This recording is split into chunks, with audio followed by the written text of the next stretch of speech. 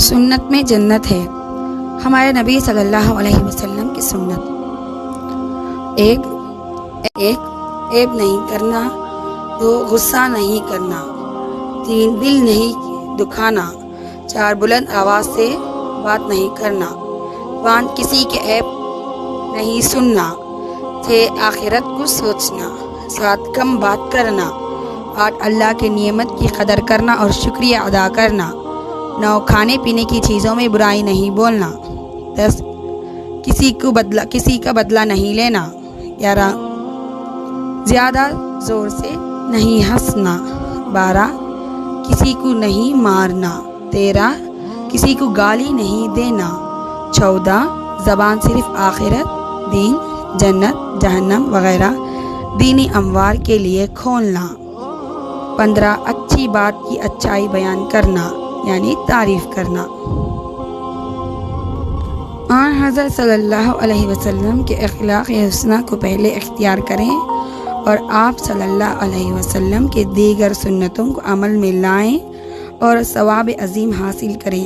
اس کے نتیجے میں جو آپ صلی اللہ علیہ وسلم کی سچی اور پکی محبت دل میں پیدا ہوگی وہ ساری نعمتوں سے بڑھ کر ہوگی۔ اللہ تعالیٰ جلد نصیب فرمائیں۔ آپ صلی اللہ علیہ وسلم کی اتباع کی بھرپور کوشش کرنی چاہیے اور پھر کثرت سے درود و سلام جاری رکھنی چاہیے۔ آپ صلی اللہ علیہ وسلم اپنے آپ کو 3 باتوں سے بچا رکھا: 1 جھگڑا، 2 تکبر، 3 غیر ضروری اور لا یعنی کام۔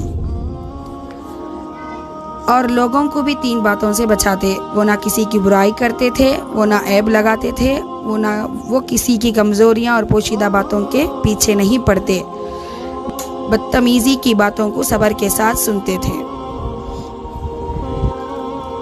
ہمارے نبی صلی اللہ علیہ وسلم نے لوگوں سے کہا کرتے تھے کہ کسی حاجت مند کو پاؤ تو اس کی مدد کرو۔ جو امت اس طریقے کو چھوڑے گی وہ جنت میں نہیں جائے گی۔ اس لیے سنت پر عمل کرنا ہمارے لیے بہت ضروری ہے کیونکہ ہمیں جنت میں جانا ہے۔ غیبت سے پرہیز کیجیے۔ غیبت زنا سے زیادہ سخت گناہ ہے۔ آدمی زنا کرتا ہے پھر توبہ کرتا ہے تو اللہ تعالیٰ اس کی توبہ قبول فرما لیتے ہیں اور غیبت کرنے والوں کا گناہ معاف نہیں ہوگا۔ زانی تو زنا کو گناہ سمجھتا ہے اور توبہ کر لیتا ہے، مگر غیبت کرنے والے کو توبہ اس لیے نصیب نہیں ہوتی کہ وہ بہت کم غیبت کو گناہ سمجھتا ہے۔ زنا کرنے والے کے پیٹ پیچھے غیبت کرنے والا زنا کرنے والے سے بڑھ کر گناہ کا ارتکاب کر رہا ہے۔ آگ جیسے آگ سو کی چیز میں جس قدر جلدی پکڑتی ہے، اس سے کہیں بڑھ کر غیبت کا اثر بندے کے نیکیوں پر ہوتا ہے۔ یعنی جس طرح آگ سو کی چیز کو جلا کر بھسم کر دیتی ہے، اس سے کہیں تیزی کے ساتھ غیبت بندے کے نیکیوں کو کھا جاتی ہے۔ اس لیے غیبت سے بچنا بہت ضروری ہے۔ غصہ نہیں کرنا۔ غصے کو قابو کیا جا سکتا ہے۔ ایک تو یہی ہے کہ دل کو غصہ پی جانے کے ثواب کی تلقین کی جائے، پھر نفس کو عذاب الہی سے ڈرایا جائے اور بتایا جائے کہ اللہ تجھ پر زیادہ قادر ہے۔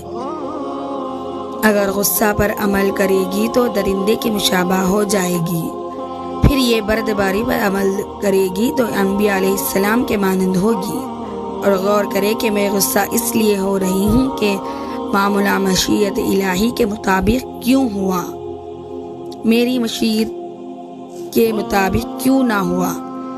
اس لیے احادیث میں آیا ہے کہ غصہ غضب الہی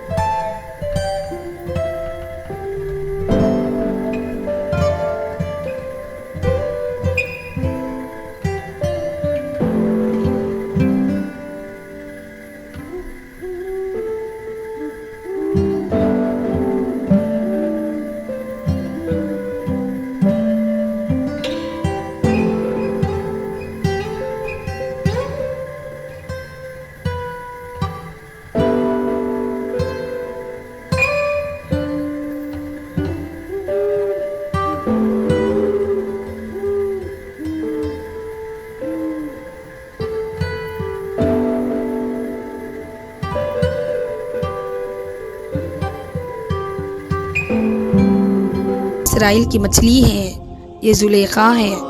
بس یہ سوچ کر صبر کر لیں اور ہمت سے کام لیں۔ ہمت کے ساتھ دوسری چیز دعا ہے۔ بغیر دعا کے صرف ہمت کام نہیں کرتی۔